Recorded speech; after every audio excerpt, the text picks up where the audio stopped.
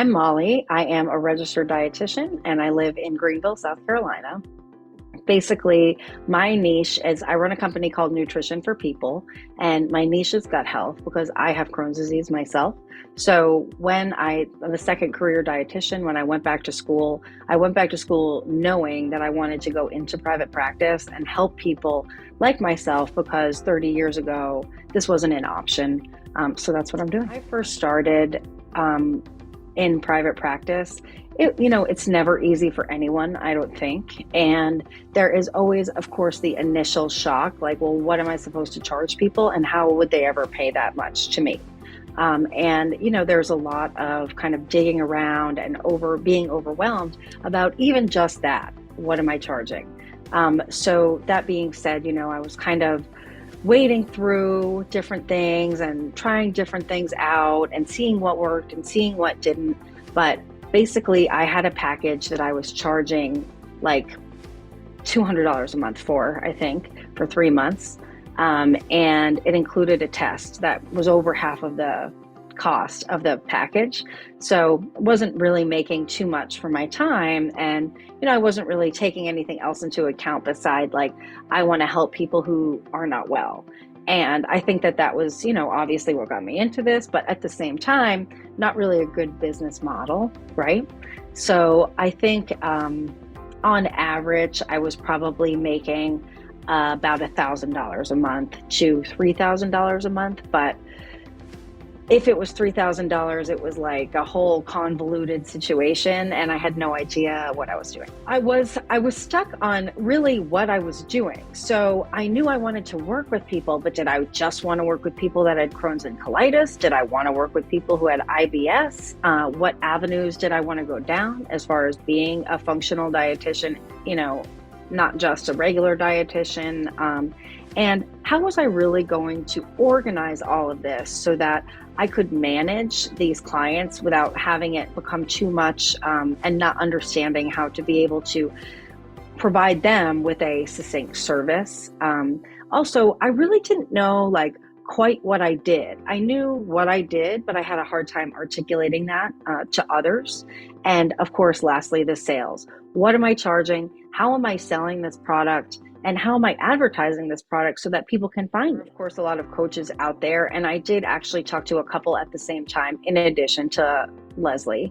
And I think the thing that really resonated with me is that not only are you a business coach, but you're also a integrative and functional practitioner who was an RD.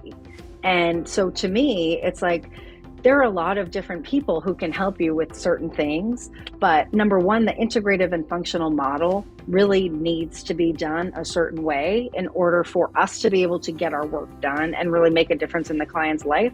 But also, it's not something that's easily explainable. And I feel like, working with other coaches, I would have spent so much time explaining to them what I was even doing, and not being able to answer that question myself necessarily would prevent me from doing that. So I interviewed a lot of, I think 3 other people. And what made me choose Leslie as my coach is, number one, she immediately said, this is the insurance situation, answered that question for me in a way that I couldn't find online, explained how other people do things, obviously in a wide view, but just those 2 little pieces were enough information for me that I didn't get that from anybody else. And I felt like, okay, someone understands what I'm trying to do, and I feel like I can get what I need in order to succeed in this niche.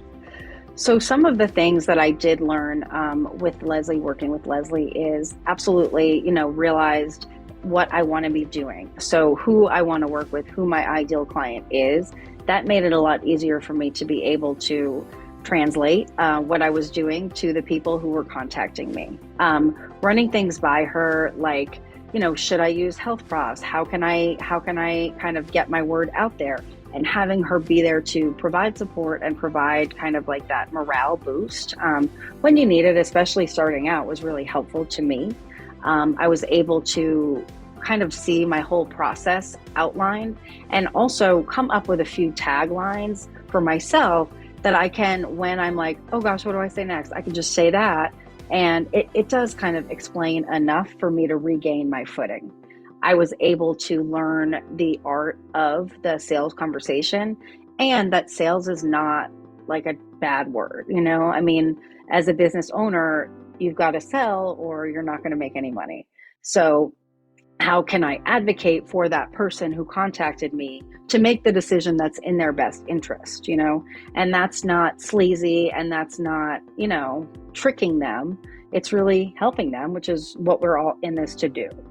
I was also able to have the confidence to continue to build on that. So, you know, whether it was some kind of advertising or getting myself out there more on social media, or, you know, not comparing myself so much to what other people were doing, and understanding that the value that I bring is going to be different than the value that anyone else brings, as it is with anybody. And, you know, those are kind of things that I think it's really hard when you're sitting there kind of trying to dig through everything that you think is right to say to yourself and to find confidence in. So those are some things that have really, really helped me. And do you want me to just go right into metrics right now? Okay.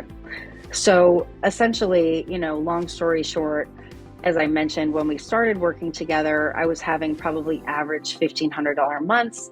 And of those $1,500, over 50% of that was going to a lab company for testing, because I didn't want anyone to have to pay for anything else. And slowly but surely, we're still working together. It has been now, I would say, yeah, just over a year. I'm able to charge $1,900 for my package. I just recently stopped including that test, so really kind of to also not confuse my client, because, you know, it's enough, and I have the confidence to charge that because I know exactly how many hours I put in. I know exactly what my operating costs are, and I know that taxes and other things like that, the cost of doing business that I wouldn't have accounted for prior. So while it seems like a large number in profit, you know, it's a reasonable amount.